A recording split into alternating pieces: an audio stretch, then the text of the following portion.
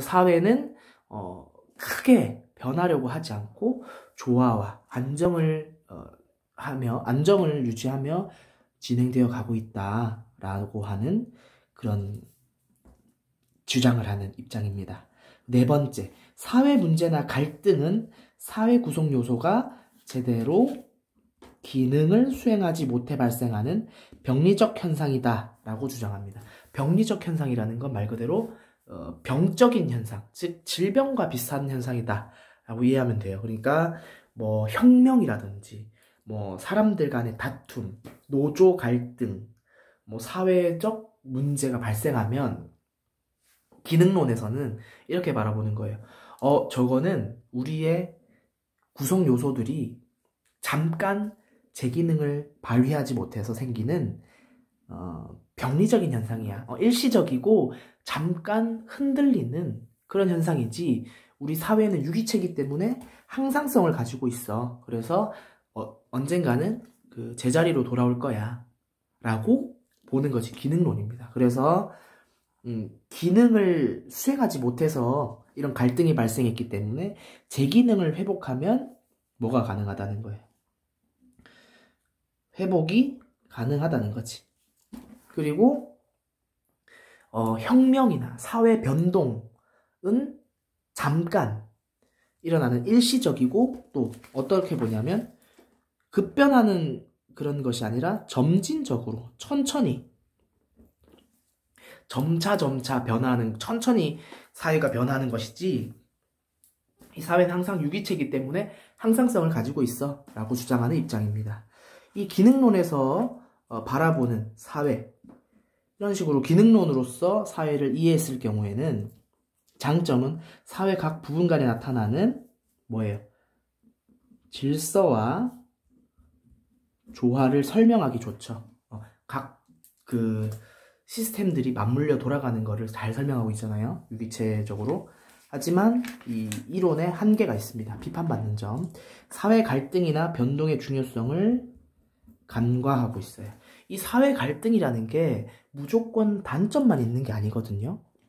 예를 들어서 노조 갈등이라고 해봅시다. 노동자와 자본가의 갈등. 주로 노동자는 노동의 환경을 좀 높여달라 또는 임금을 인상시켜달라라는 주장을 하는 거죠. 그리고 자본가는 그거를 이뤄주긴 좀 어렵다라고 입장을 갖고 있기 때문에 갈등이 일어나는 거죠.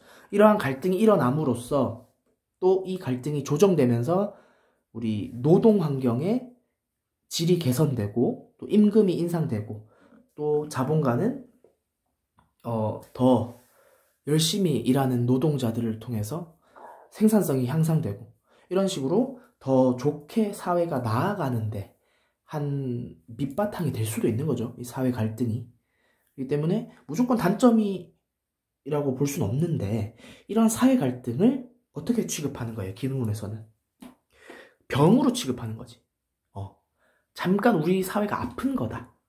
저건 옳지 않은 상태다. 아주 부정적으로 생각하고 있는 거죠. 사회 갈등이나 변동을 부정적으로 인식하고 있습니다. 이 기능론에서는. 이게 포인트예요. 이게 뒤에 나올 갈등론과의 큰 차이점입니다.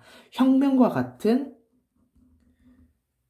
죄송합니다. 급격한 변동을 설명하지 못해요.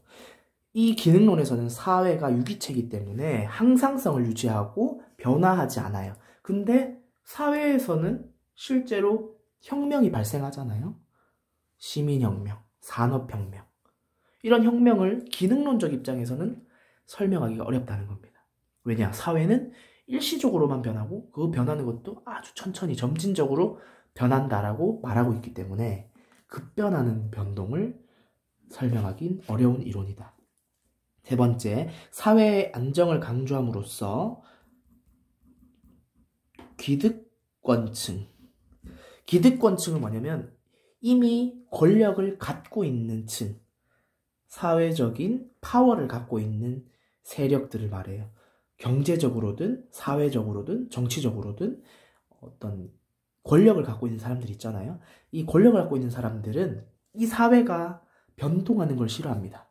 변동한다는 건 내가 갖고 있는 권력이 다른 사람에게 넘어갈 수 있다는 거죠.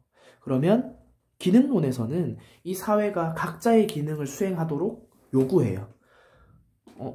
머리카락은 머리카락의 역할을 하고, 손은 손의 역할을 하고, 발은 발의 역할을 해야 돼. 근데 머리카락이 발의 역할을 하면 안 되죠. 근데 그런 것들이 바로 사회 변동일 수 있잖아.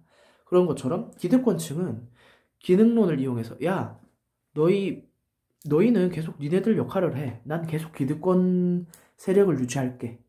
나는 지금 기득권이니까 계속 기득권으로서의 그런 세력을 유지하고 싶어. 또는 지금 안정적으로 난 계속 세력을 계속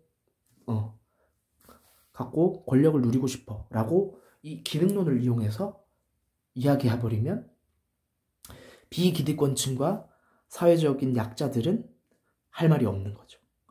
그래서 기득권층의 이익을 대변하는 논리로 악용될 수 있다는 점. 그래서 여기까지 한번 배워봤습니다. 영상이 좀 길었네요.